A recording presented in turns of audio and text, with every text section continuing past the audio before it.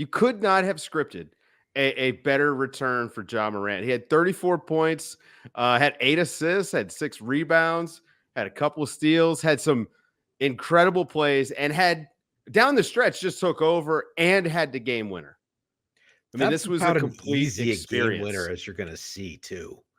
Guarded by Herb Jones. This was Yeah. not like a pushover that was out there guarding him on the perimeter either.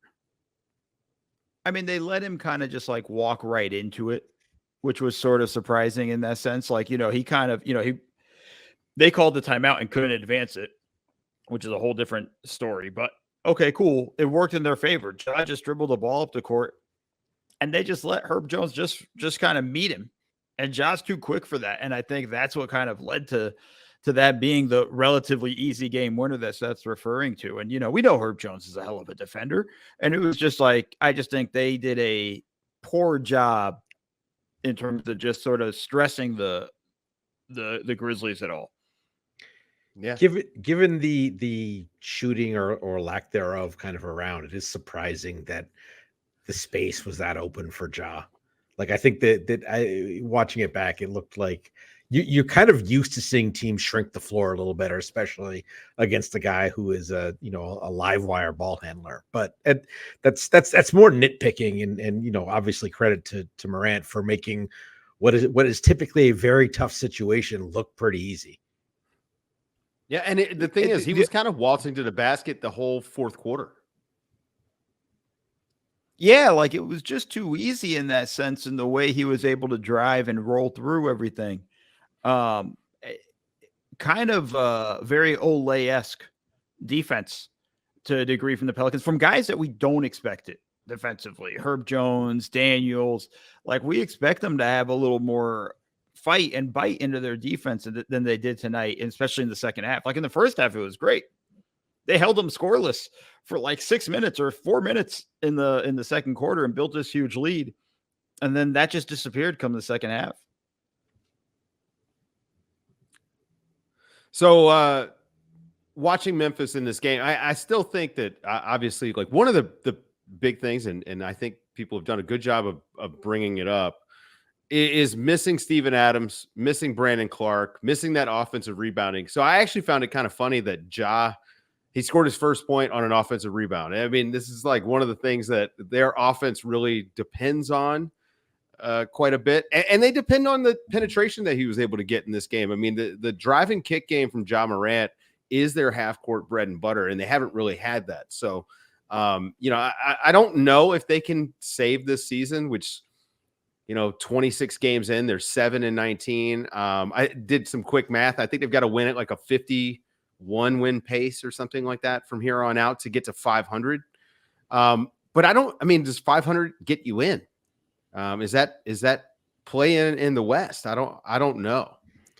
It's probably there or thereabouts, but I think you're bringing up that it might be the Grizzlies with Morant are like there's some other teams like this where his importance to them because of the lack of other players who have a whole lot of creativity is almost magnified. I mean, they're last in offense on the season. They've been 2-7 heading into night in clutch games. And I think those things are related in the fact that, as you say, their half court offense, which has never been great, even with him, but at least maybe can stay afloat, has just completely lacked any sort of juice without him. And now maybe that puts some other people, Jaren Jackson especially, into perhaps more comfortable roles where they can excel. And I don't think they're going to be a top offense the rest of the season, but even just them getting to their defense has been good enough that if they even get to an average offense,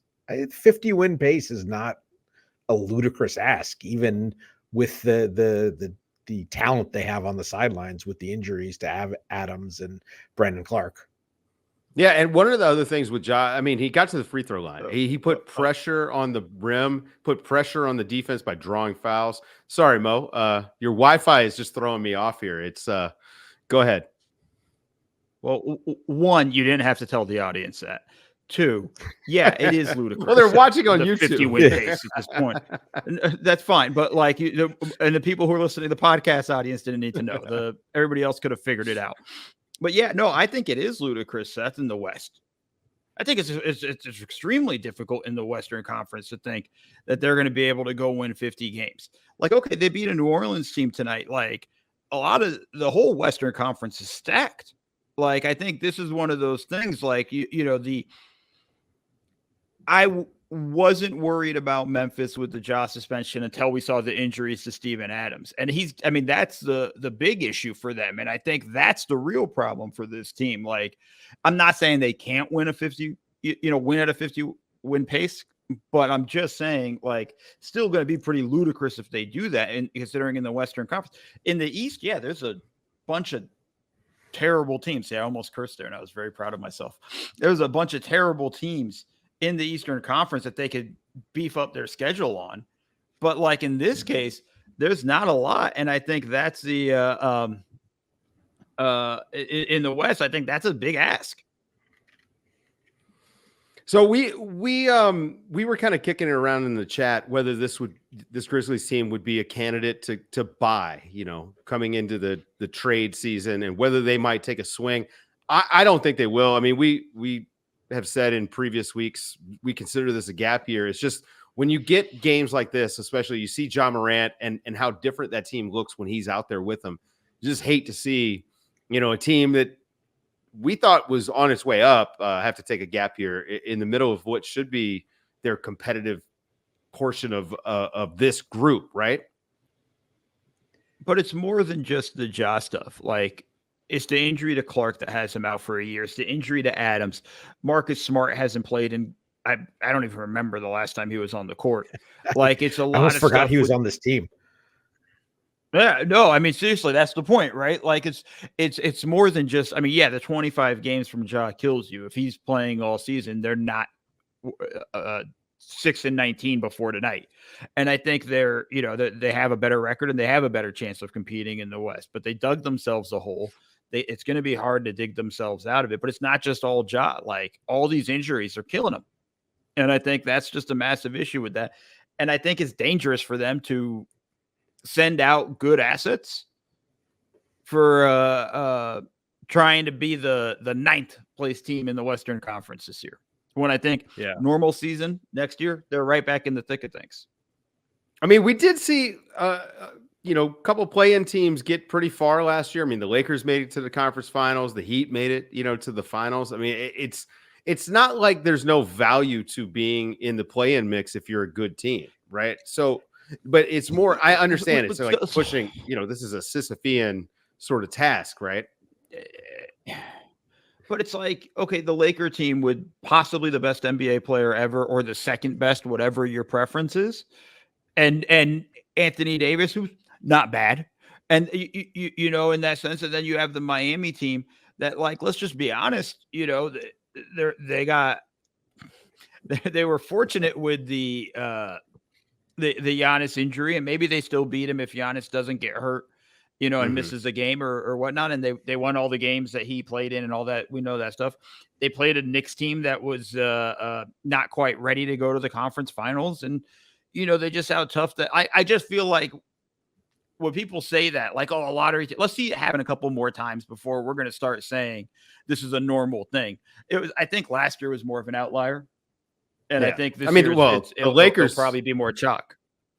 Yeah, the Lakers completely retooling at the trade deadline, like, honestly. And then LeBron was injured in the lead up to the playoffs. They probably get themselves out of that play-in if they're healthy. So, and I think just to put a button on this, like,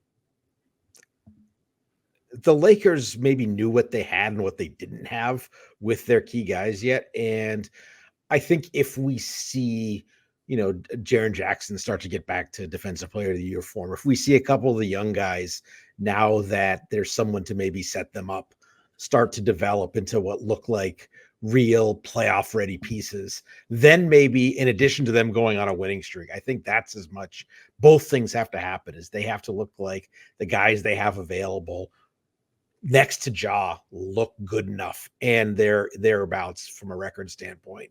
And I think that both of those things happening is certainly more likely to not happen than it is by a significant margin.